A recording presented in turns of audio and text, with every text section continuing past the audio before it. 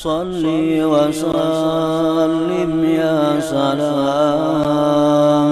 ala nabi khairil anam wal ali wa istihsanun nafsi wa tazkiyatuha wa i'jabuha aslu kulli ma'siyah wa aslu jami'i sifatil mazmumat.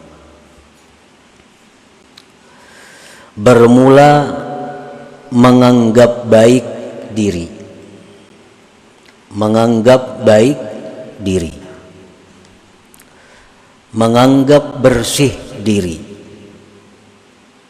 dan takjub dengan diri itu merupakan sumber segala maksiat dan sumber sekalian sifat-sifat yang tercela.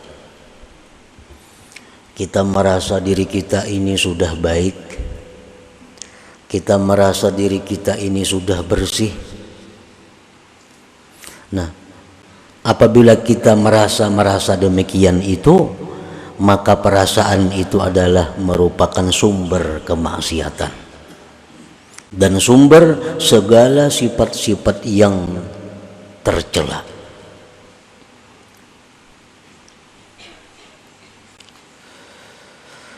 Faman istahsanaha wa zakkaha wa a'jabaha istaulat alaihi al-ghaflah wa man istaulat alaihi al-ghaflah ghalabathu syahwah wa man ghalabat alaihi syahwah waqa'a fil ma'asi. Barang siapa yang merasa sudah baik dirinya, merasa dirinya sudah bersih, maka berkuasalah atasnya kelalaian, kelingahan. Orang kalau sudah merasa dirinya baik, sudah merasa dirinya itu bersih, sudah merasa dirinya ini kada ada lagi penyakit, maka dia akan lalai daripada mengawasi dirinya. Dia akan malas menambah ilmu pengetahuan. Dia akan malas menambah amaliyah-amaliyah karena sudah menganggap dirinya baik.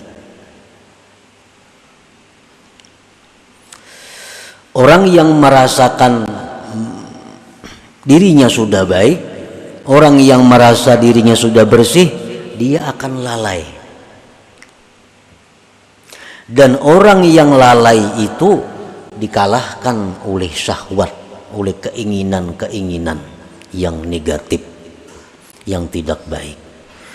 Dan barang siapa yang dikalahkan oleh syahwatnya, oleh keinginan-keinginan jahatnya, maka dia pasti akan terjatuh di dalam kemaksiatan. Nah, para muhibbin rahimakumullah, Allah Subhanahu wa taala berfirman, "Fala tuzakku anfusakum huwa a'lam bimanittaqa." Dengan tegas Allah berfirman, jangan kamu menganggap bersih diri kamu. Jangan merasa harat, jangan merasa sudah pa'alimnya, jangan merasa sudah pembanyaknya ibadah, jangan merasa tinggi ilmu.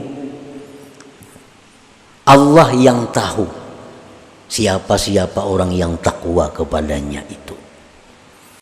Nah, jadi memuji diri itu berarti adalah menganggap dirinya baik. Setiap orang yang memuji dirinya, maka berarti dia menganggap dirinya baik. Bila menganggap dirinya itu baik, maka orang ini pasti akan jatuh dalam kemaksiatan.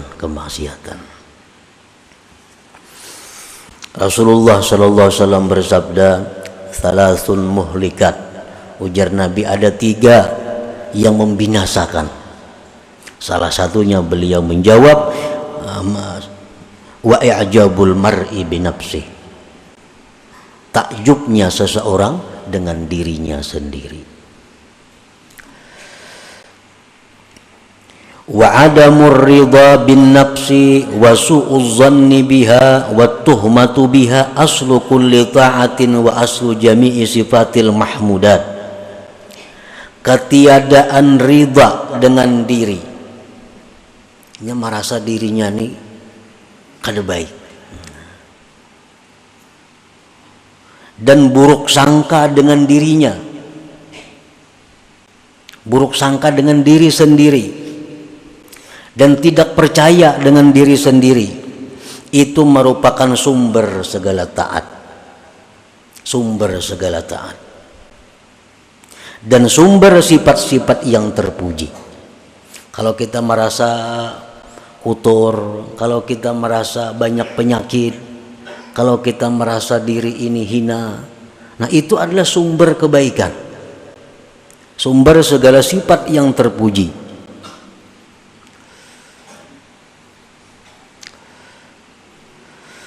Paman istakbahaha wa asa'adh-dhanna biha wattahama biha intabaha wa tayaqqaza wa tatabba'a uyubaha wa raqabaha. Barang siapa yang merasa dirinya itu jahat dan dia berburuk sangka dengan dirinya dan dia tidak percaya dengan dirinya, maka dia akan bangun, dia akan jaga, dan dia akan mencari penyakit-penyakit dirinya dan akan mengawasi dirinya. Dan itu adalah sumber segala ketaatan. Nah, para muhibbin rahimakumullah. Jadi artinya bahwa kita ini disuruh memandang diri ini kotor. Disuruh memandang diri kita ini banyak punya penyakit-penyakit rohani. Dan memang banyak punya penyakit. Memang kita banyak punya penyakit-penyakit yang mesti diobati, yang mesti diawasi.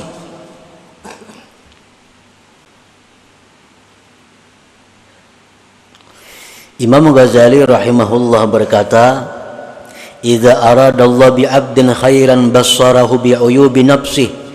Apabila Allah menghendaki seorang hamba itu menjadi seseorang yang baik, Allah perlihatkan penyakit-penyakit dirinya.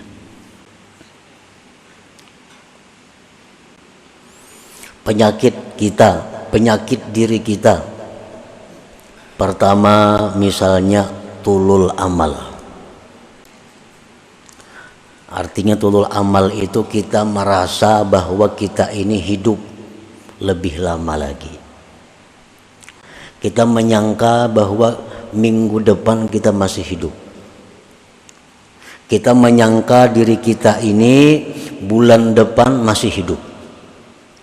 Kita menyangka bahkan tahun depan masih hidup. Nah, ini adalah penyakit.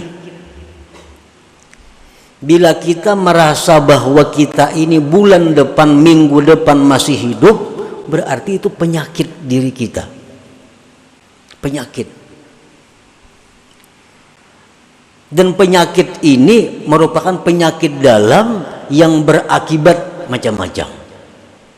Kalau kita merasa masih lawas lagi hidup, satu, kita menunda-nunda tobat. Nah, itu akibatnya. Kayak orang panas dalam, akibatnya timbul sariawan, timbul rakungan sakit, timbul macam-macam.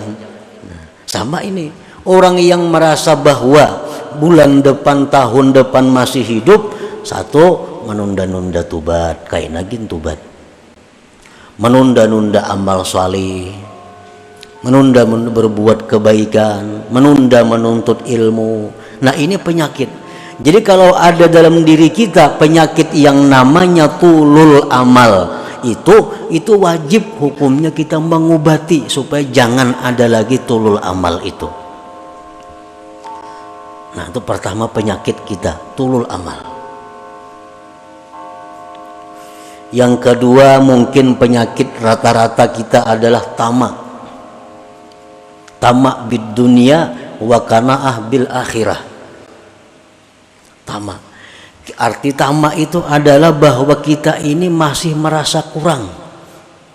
Urusan-urusan harta duniawi merasa kurang. Apa yang sudah diberikan Allah selama ini kepada kita, kita merasa belum cukup.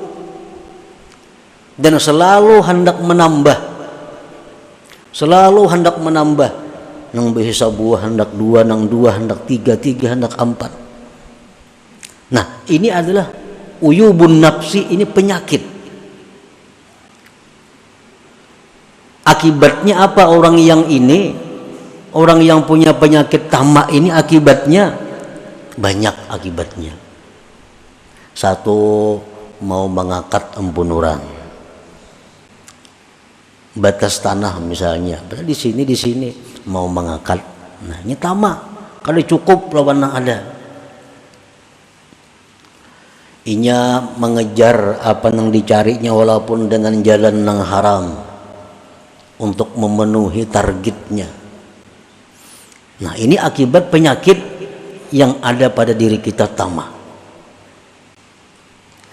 Otomatis orang tamak itu kikir karena takutan bakurang. Nah, kikir. Nah, dan itu ada pada diri kita. Jadi kalau kita menganggap bahwa diri kita ini baik, nah, menganggap diri kita ini sudah bersih, menganggap diri kita ini mulia, padahal ada penyakit-penyakit seperti itu di dalam diri kita. Penyakit yang ada dalam diri kita lagi ada ria, itu sudah ada ria.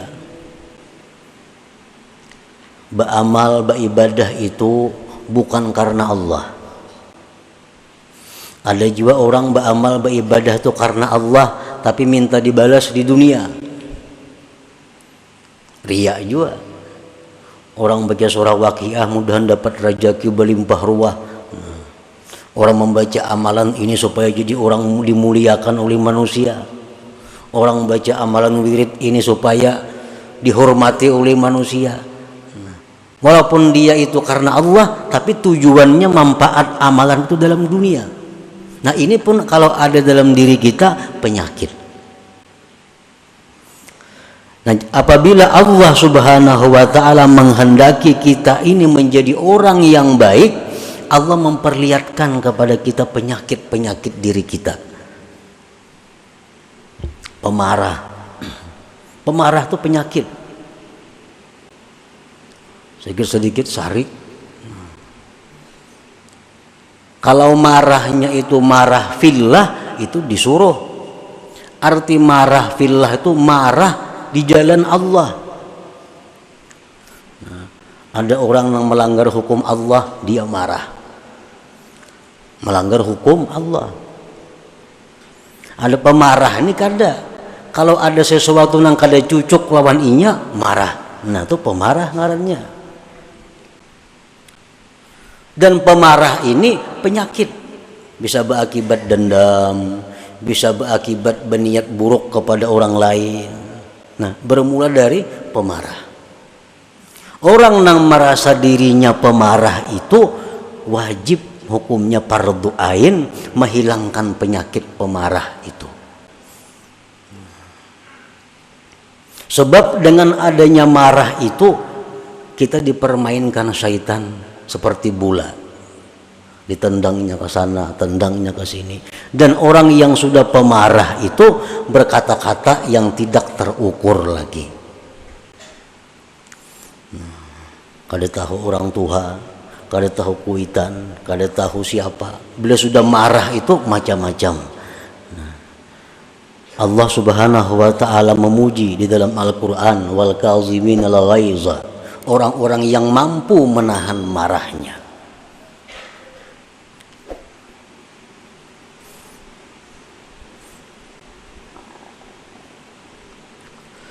Nah, para muhibbin rahimakumullah, ada sombong dalam diri kita. Nah, semua itu penyakit, tetapi penyakit ini selama kita masih hidup, nah, belum kelihatan, belum terasa. Begitu kita mati, maka penyakit ini akan menjadi serigala, menjadi kala, menjadi ular yang menggigit kita. Nah, penyakit itu.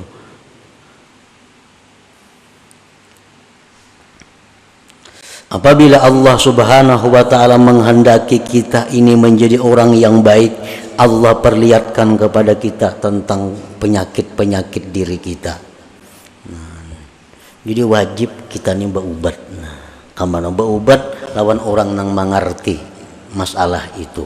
Pas'alu ahla dzikri in kuntum la ta'lamun. Nang mana pemarah berubat pang. Nah ulun ini pemarah benar apa ubatnya nah? Napa ubatnya? Ulun ini pendendam, napa yuk ubatnya supaya ampih pendendam itu? Ulun ini tulul amal, napa yuk ubatnya supaya ampih tulul amal itu macam apa caranya? Jarang orang ada yang berubat seperti itu. Kalau sakit pinggang, lancap mencari tukang urut kemana-mana. Sakit awak cari ubat itu ini. Padahal sakit-sakit jasmani ini begitu kita mati tamat penyakitnya. Begitu kita mati hilang sakit. Tapi kalau penyakit-penyakit rohani tadi begitu kita mati, nah disitulah mulai timbul penyakit. Marah berubah menjadi kala, dendam berubah menjadi ular, ini berubah menjadi serigala yang selalu menggigit menerkam kita. Dan itu berlaku sejak dicabutnya nyawa kita sampai kayaknya diperhitungkan oleh Allah Subhanahu wa ta'ala.